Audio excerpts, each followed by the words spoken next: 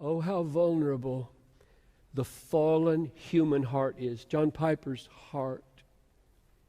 Oh, how vulnerable is my heart to feeling that having lots of things means being really alive. How vulnerable I am to equate having and being. Having and living. Just feel it. You go to Best Buy and you feel it. Ugh. If I had that, I'd be alive. Crazy. Like things are going to give life. That's the lie. Life. What is life? Jesus. This is eternal life, that they know you, the only true God, and Jesus Christ whom you have sent. Life is not having things. Life is knowing God.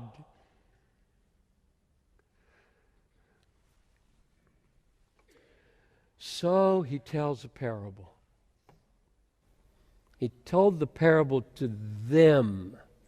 So now I'm telling it to them. These are the people that overheard the question, overheard the little interchange, and now he's looking around in the church and say, everybody hear this little story about the inheritance? I got a word for all of you.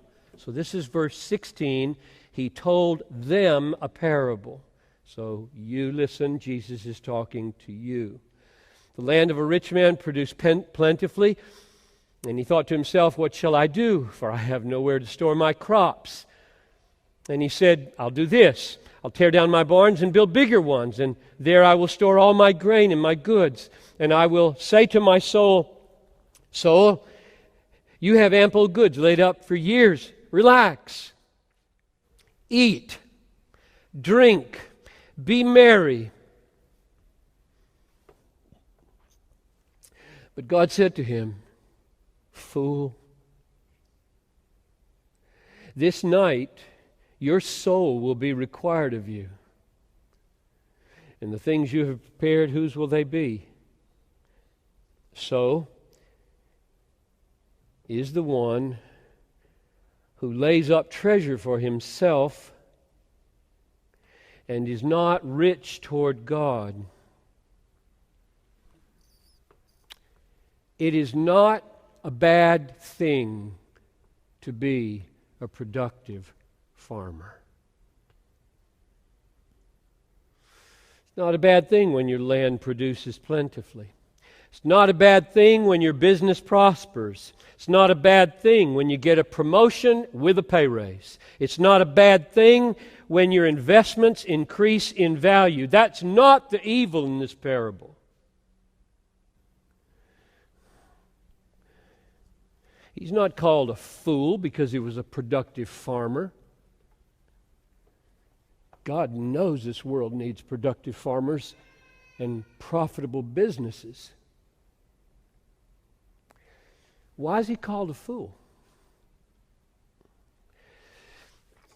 That's the question of the parable. And he's not only a fool, he loses his soul. Verse 20, God said to him, fool, this night your soul will be required of you. He's a damned fool. Strictly. Here's the way I would put it. By the way he used the increase of his riches, he gave no indication of being rich toward God. By the way he used his God-given riches, he gave no indication of being rich toward God.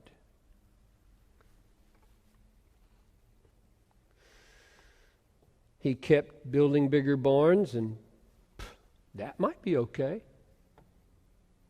if you're going to store up grain to use for something that makes God look like your treasure.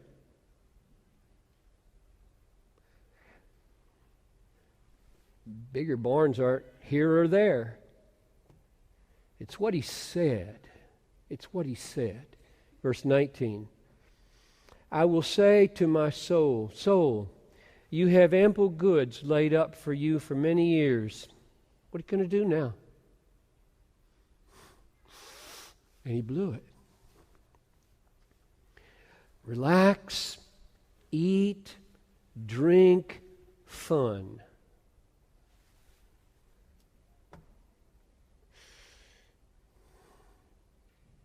The use he plans to make of his wealth says one thing.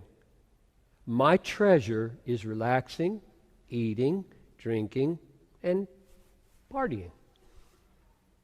That's my treasure. Those are my riches. That's my life. And the riches in my barns, they make it possible. They're not good, bad, they're just there, making possible that I can get what I will really, really value. Relaxation, food, fun, partying with other retirees. Is that cool?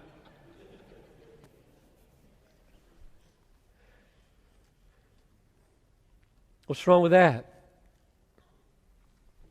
Nothing if there's no God and no resurrection. That's what Paul said, right?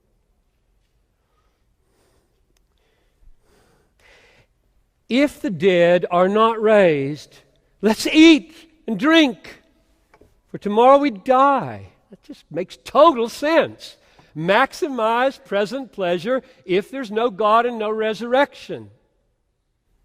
No infinitely valuable God to enjoy forever. And then he gives this key, Jesus gives this key concluding verse. Makes the point most clear. Verse 21.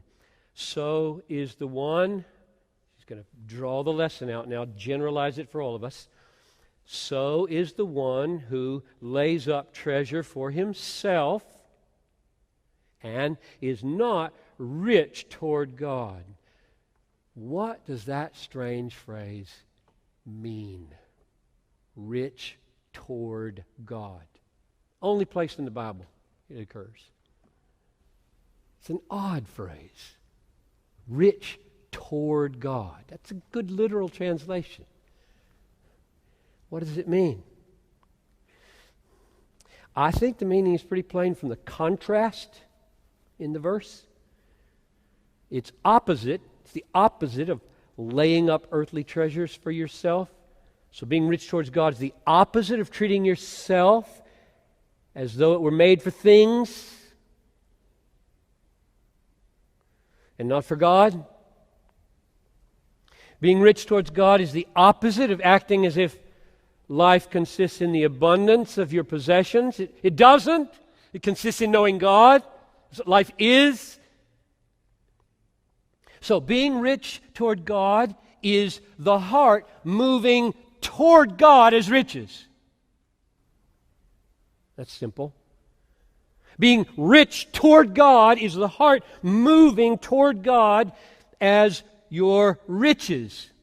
Being rich towards God is moving toward God as your treasure. Being rich towards God is counting God greater riches than anything on the earth. Being rich towards God means using earthly riches to show how much you value God.